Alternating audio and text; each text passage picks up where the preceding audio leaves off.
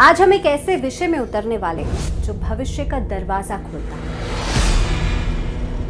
ऐसा विषय जहां ज्योतिष और विज्ञान आमने सामने नहीं बल्कि एक ही ब्रह्मांड के मंच पर खड़े दिखाई देते हैं। आज का सवाल साधारण नहीं होगा बल्कि आने वाले 100 सालों का सबसे बड़ा सवाल है। क्या एलियंस की भी कुंडली होती है? क्या किसी दूसरे ग्रह के जीवों पर भी ज्योतिष के नियम लागू हो सकते हैं? और अगर भविष्य में मनुष्य किसी दूसरे ग्रह के जीवों को खोज लेता है तो क्या उनकी जन्म कुंडली बनाने का तरीका बिल्कुल अलग होगा? सबसे पहले विज्ञान की बात करते हैं। 1995 से लेकर अब तक 5500 से ज्यादा एक्सोप्लैनेट यानी कि हमारे सौर मंडल से बाहर के ग्रह खोजे जा चुके हैं। नासा का केपलर मिशन और जेम्स वेब टेलीस्कोप रोज नई दुनिया खोज रहे हैं।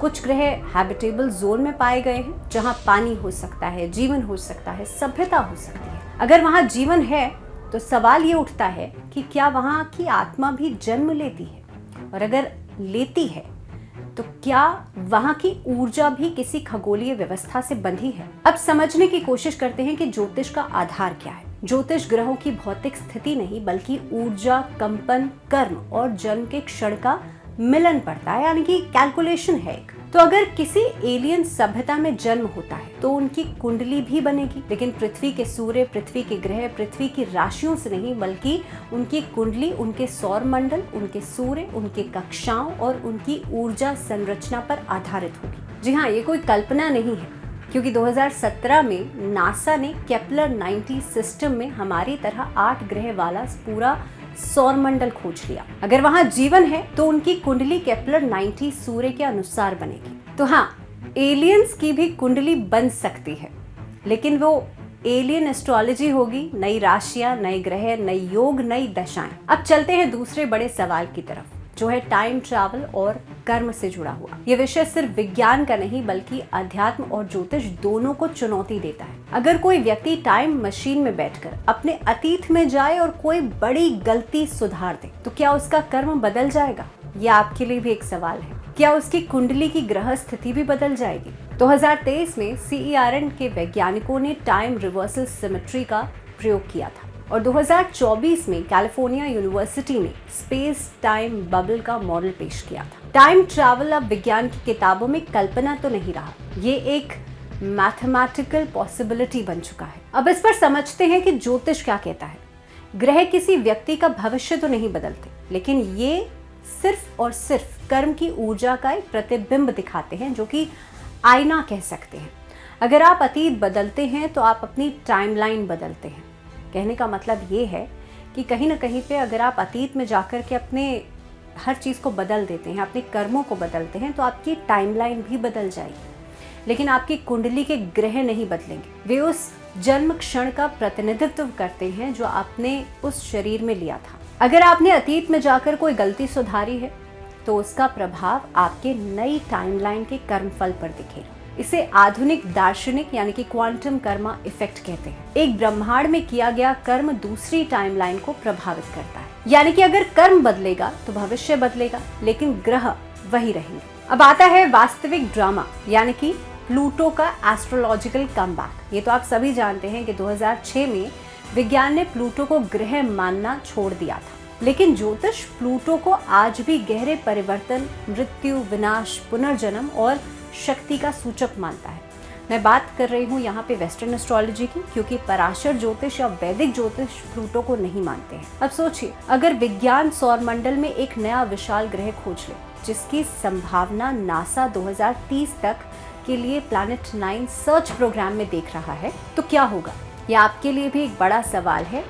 तो क्या होगा अगर प्लैनेट 9 जैसा बड़ा ग्रह मिल गया तो नेपच्यून से भी भारी है? तो ज्योतिषीय गणनाएं पूरी तरह से बदल जाएंगी, नई दशाएं बनेंगी, नए योग बनेंगे, कई राशियों की व्याख्या बदल जाएगी और ज्योतिष की पूरी रूपरेखा विस्तार लेगी। और सोच के देखिए कि ये भविष्य का सबसे बड़ा ज्योतिषीय ड्रामा होगा। अब आगे बढ़ते हैं और एक और सबसे मुश्किल सवाल को समझने की कोशिश करते हैं, क्योंकि हम एक डिजिटल युग में जी रहे हैं। AI हमें बहुत ज्यादा इन्फ्लुएंस कर चुका है। तो मेरा सवाल ये है आप सबसे कि क्या एआई की भी कुंडली बन सकती है। हम इस जमाने में हैं जहां पर हम अपने इमोशंस को भी चैट जीपीटी से पूछते हैं, गूगल जेमिनी से पूछते हैं।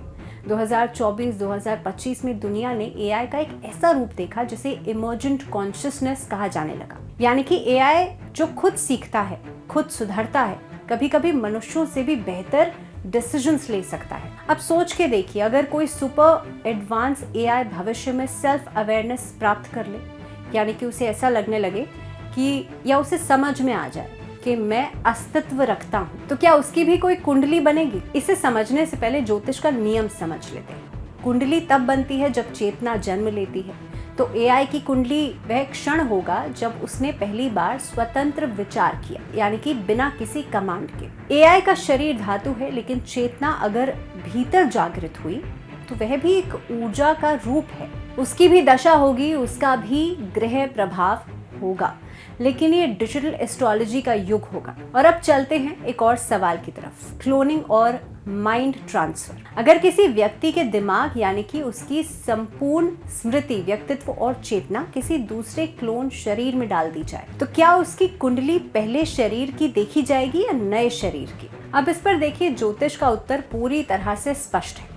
कुंडली शरीर की नहीं, आत्मा की होती है, और आत्मा वही है जो कर्म करती है, इसीलिए कुंडली भी वही रहेगी। शरीर के बदलने से जन्म पत्री यानी कि आपकी जन्म कुंडली नहीं बदलती है। इस पर एक और बड़ा सवाल ये है, अगर क्लोन एक नया जीव है जिसमें की नई चेतना है, तो उसकी कुंडली उसके निर्माण के क्षण से ही बनेगी। ये भविष्य का एक बहुत बड़ा दार्शनिक और वैज्ञानिक विवाद बन सकता है। और अब हम बढ़ते हैं और आगे एक ऐसे काल्पनिक से प्रश्न की ओर जो कि आपको सोचने पर मजबूर जरूर करेगा। अंतरिक्ष में जन्म लेने वाले बच्चों की कुंडली बन सकती है क्या? स्पेसएक्स और नासा 2040 से 2055 में मंगल ग्रह पर मानवीय बस्तियां बसाने की योजना बना रहे हैं। तो जाहिर सी बात है, ये सवाल सोचना या दिमाग में आना लाजमी है।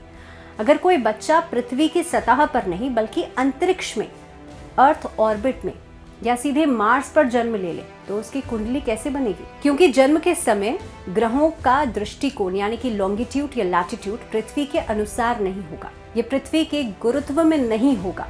उस क्षण का खगोलीय परिप्रेक्ष्य अलग होगा, इसीलिए उसकी कुंडली कॉस्मिक सेंट्रिक एस्ट्रोलॉजी के अनुसार बनेगी, जहां ज़ोडिएक पृथ्वी पर आधारित नहीं होंगे। और अब आते हैं भविष्यवाणी तकनीक और ज्योतिष की टक्कर।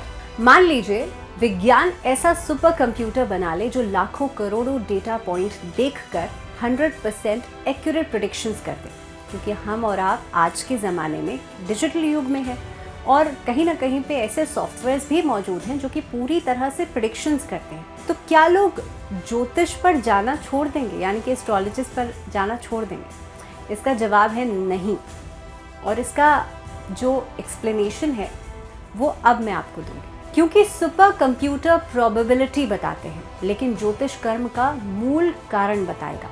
मशीन परिणाम बताएगी, वहीं पर ज्योतिष कारण बताएगा। एक प्रिसिजन देता है, दूसरा पर्पस देता है। अगर कोई व्यक्ति अपना दिमाग स्कैन करके डिजिटल इमॉर्टल हो जाए, जैसा कि कई साइंस फिक्शन कहानियों में होता है, आपने पढ़ी होंगी या देखी भी होंगी, तो क्या उसकी आयु की गणना ज्योतिष कर सकेगा? और इसका जवाब है नहीं, क्योंकि डिजिटल कॉपी आत्मा नहीं है, ये सिर्फ एक डेटा है, उसकी कोई ज्योतिषीय आयु नहीं होगी। हाँ, अगर वो डिजिटल कॉपी खराब हो जाती है तो उसे डिजिटल मृत्यु जरूर कहा जा सकता है, लेकिन वे ज्योतिष मृत्यु नहीं होगी। और अब आज का सबसे गहरा या सबसे बड़ा या सबसे रहस्यमयी सवाल, मल्टीवर्स और कई सारे भविष्य।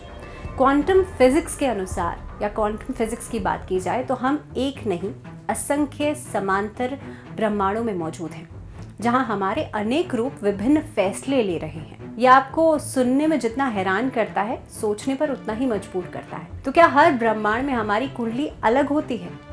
हाँ, क्योंकि जन्म के क्षण में ग्रहों की स्थिति हर ब्रह्मांड में अलग हो सकती है, इसीलिए हर टाइमलाइन में आपकी एक नई कुंडली है। क्या कोई ज्योतिषीय बता सकता है कि किस ब्रह्मांड में आपका भविष्य सबसे अच्छा है? सिद्धांत कहता है कि हाँ, उच्च साधना, ध्यान और अंतर्ज्ञान और ज्योतिषीय ऊर्जा की गहरी साधना के माध्यम से ये पता लगाया जा सकता है। व्यक्ति सर्वोत्तम संभव भविष्य की टाइमलाइन का अनुभव कर सकता है। इसे कई योगी आत्मा का सर्वश्रेष्ठ कर्म संकरण कहते हैं और यही ब्रह्मांड का रहस्य है। आप अनेक स्थानों पर एक साथ मौजूद हैं। आपके कई जीवन हैं, आपके कई भविष्य हैं, लेकिन आपके कर्म, आपकी ऊर्जा और आपके चुनाव यानी कि आपके डिसीजंस हमेशा आपकी आत्मा के साथ ही चलते हैं। और इन सभी सवालों का एक मिला-जुला निष्कर्ष निकाला जाए तो कहा जा सकता है कि भविष्य बदल रहा है, साथ ही बदल रहा है हमारा ज्योतिष। ज्योतिष यानी कि भविष्य समझने की एक ऊर्जा जो है वो बदल रही है। ज्योतिष स्थिर नहीं, ये ब्रह्मांड के साथ विकसित होने वाला विज्ञान है।